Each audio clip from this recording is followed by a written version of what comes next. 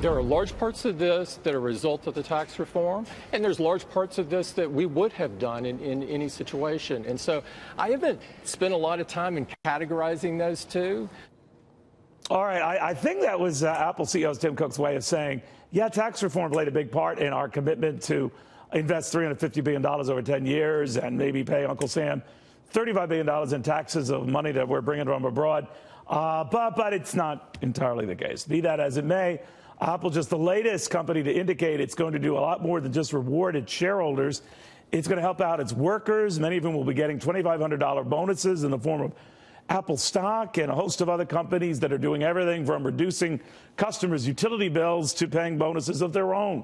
Let's go to Chamber of Commerce CEO Tom Donohue, who joins us right now on the impact of all of this. What do you think, Tom?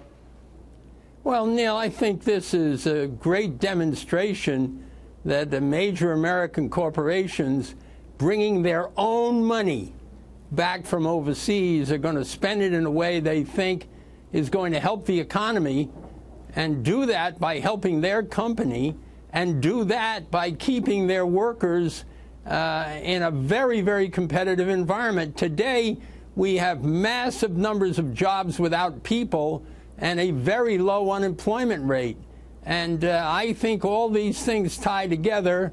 I'm glad they're doing it, and we look forward to seeing how changing that law so people can keep a lot of that money here and only pay tax on it once, not twice, is going to accrue to getting the country up well over 3% growth and keeping us there. Do you think that is doable? In other words, it's something we've not seen on certainly an annual basis, like in many a year. But if you do that and maintain that and build on that, you could dynamically change this economy. Neil, I think it's very doable. We've had 2 quarters now of 3% growth. We got to get it up around 3.5%.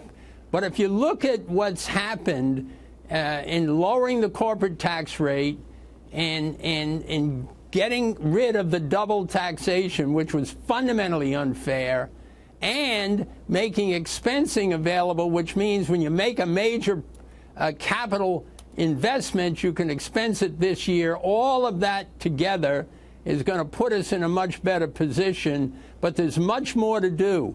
What it takes to drive economy are 2 components. One is people, and the other is money.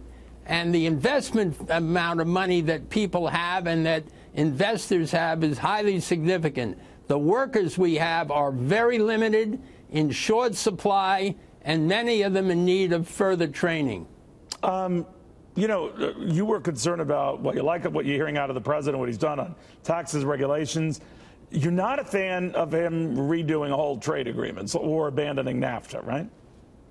If you abandon NAFTA, which you recall is 14 million American jobs and $1.3 trillion a year in business between the 3 countries, if you abandon NAFTA, you'll pull at least 1 or 2 of the plugs out of the benefit we've just made in tax reform and that we can make in infrastructure. All right, you mentioned infrastructure, too. That seems to be the next target of the president and Congress, maybe to do something on that.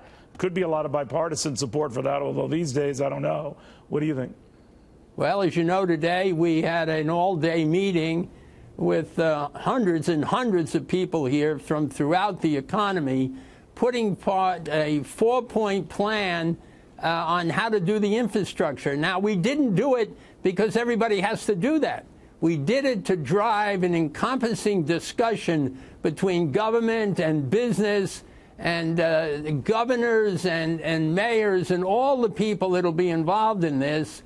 And I think we're on our way to coming together on a plan, hopefully politically as well, that could really begin to do something about the 25-year avoidance of improving American infrastructure in a way that has really helped hurt this country. But where's the money going to come from?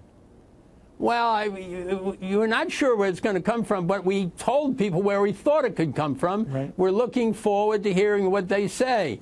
It has been 25 years since we increased the federal fuel tax, and during that time, everybody halved doubled the miles per gallon and half the amount of fuel, therefore, they bought. And what are we faced with? That we're bringing in far less than we did before.